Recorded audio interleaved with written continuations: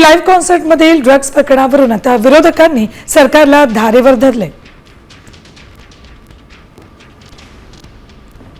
गृह विभागाने कठोर कारवाई करण्याची मागणी खासदार सुप्रिया सुळेंनी केली। तर ड्रग्ज वगैरे रूटीन आहे, सरकारचा धाकच नाही असा आरोप दानवेंनी केला।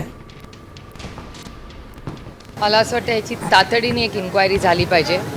मुंबईचे कमिशनर यांनी ह्याची इन्क्वायरी देऊन महाराष्ट्राला आणि मुंबईला सांगितलं पाहिजे की काय नक्की तिथे घडलं, आणि हे जर पोलिसांच्या डोळ्यासमोर हे होत असेल तर हे अतिशय चिंताजनक आहे। ह्याचा मी जाहीर निषेध करते आणि तातडीने गृह मंत्रालयाने ह्याच्यावर ॲक्शन घेतली पाहिजे। सगळ्याच गोष्टीला आपण गृह मंत्रालयाला बोलायचं, मला वाटतं आता ड्रग्ज वगैरे एवढं रुटीन झालेलं आहे की आता कोणी सापडायचं आणि कसं सापडायचं हा प्रश्न झालेला आहे।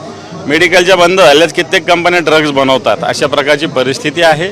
परंतु अशा ड्रग्ज विक्रेते किंवा घेणारे यांच्यावर कोणत्याही प्रकारे कायद्याचा धाक राहिलेला नाही, हे सत्य आपण स्वीकारलं पाहिजे।